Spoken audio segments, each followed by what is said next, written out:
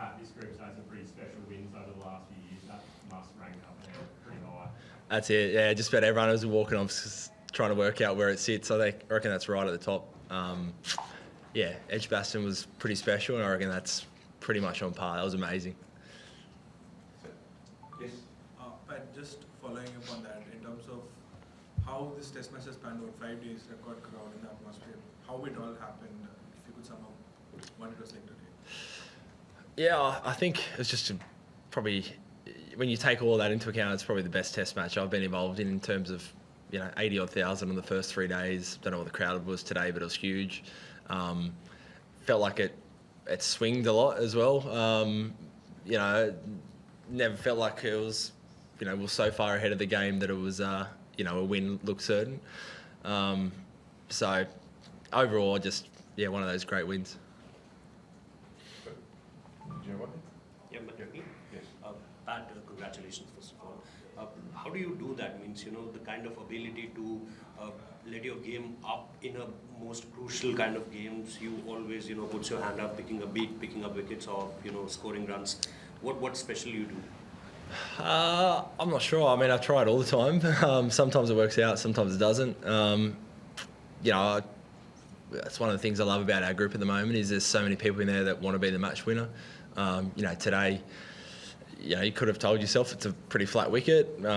Sun's out, but Starkey, Lino, Boland, myself, we all kind of got around together and we were pumped for the day ahead. Really wanted to give it a good crack. And same with the batting group. So I think we love playing at home. We love playing test matches, and this was one of the bigger ones you're going to play, and everyone was up for it.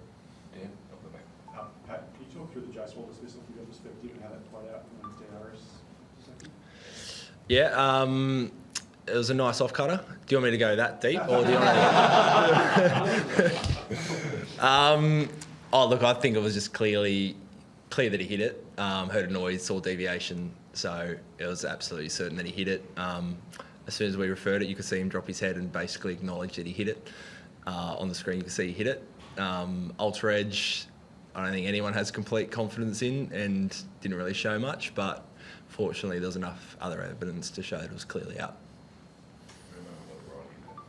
Pat, there's been a few instances over the years where you have run out of time or haven't quite had enough focus or run for it. But what was the thinking behind the batting on this morning? Was it a... Woo-wee.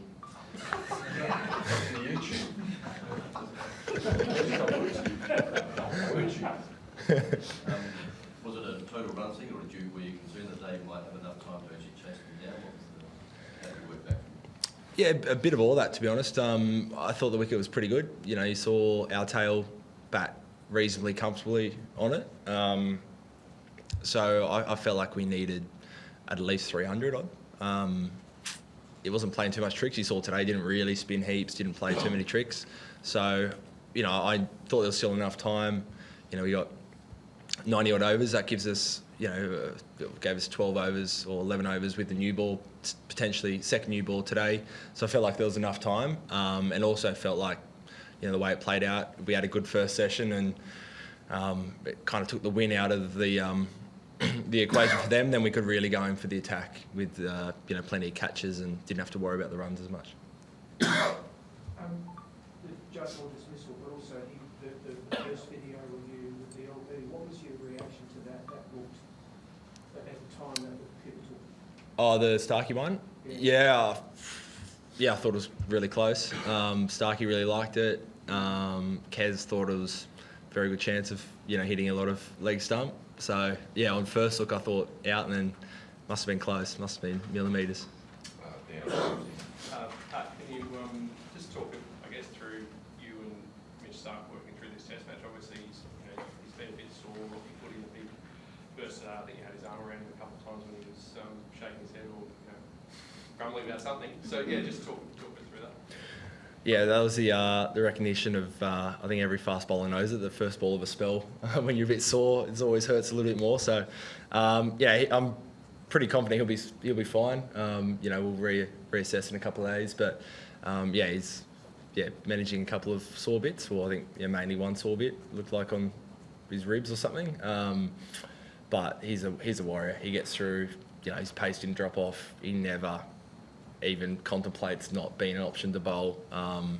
So, yeah, other than being in pain, he's fully fit and available. And just in terms of that day 5 scenario now, given that Test cricket is being played more positively, is it getting to a point where if you can put a team in a situation where they're just defending, you feel like you are going to create chances because players are getting more used to, I guess, taking that positively? I think at times, absolutely.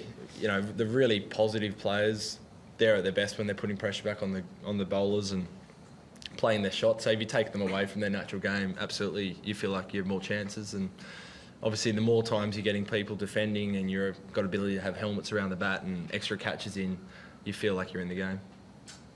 Back left. Pat, you had a pretty memorable day. There was a teenager many moons ago, Savvy Contis, a fairly good test from him and one he'll remember. What have you made of the kid this week, and what have you seen from him that shows that he's up for test level, like standing up at Coley and Boomer in the crowd and stuff as well, which is pretty entertaining no doubt. Oh, he's been awesome. He's been great fun. I think I was saying before, I've always felt like one of the younger guys in the team, and then seeing Semi as a 19-year-old cheering up the crowd, I feel quite old. He was unreal. I think the bravery that he showed on day one as well, and I think there's a bit of process behind that as well. I could hang around here and probably wait for, to nick a ball to the slip, or I can try and put some pressure back on the bowler and take the game on. And he's got that no fear kind of mindset, which is amazing, and hope he keeps on to that. I really love what he's brought to the team.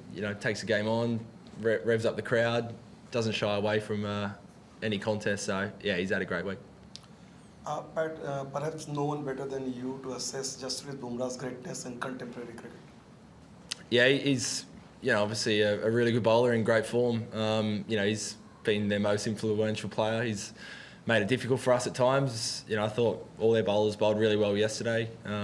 Again, I don't think the pitch was doing too much, but they made it really tough for us and toiled hard. So I thought, yeah, they all bowled quite well. He in particular poses the biggest threat. So, did you feel empathy for Bumrah? The way he bowled has still ended on the losing side. Empathy? Empathy for him. Not too much. No. Louis, can I ask you two bits about Rishabh's dismissal just after seeing? First of all, were you surprised with the shot he played, whether or not they'll go for the win?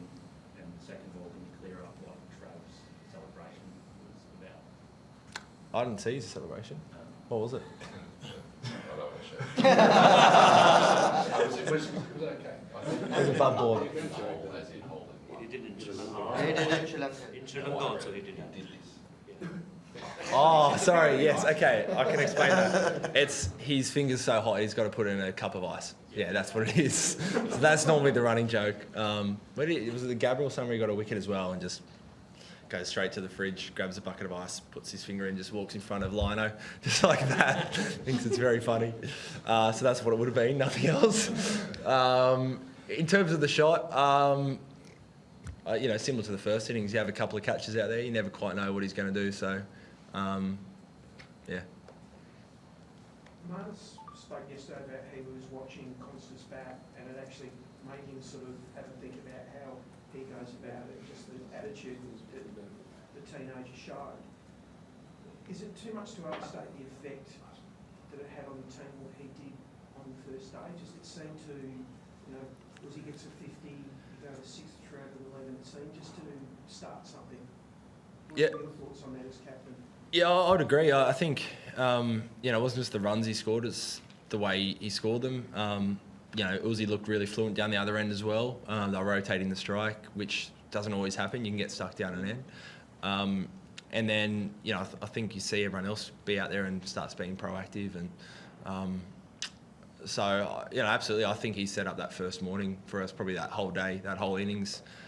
It was tough. We chose to bat, but day one, MCG always does something. And,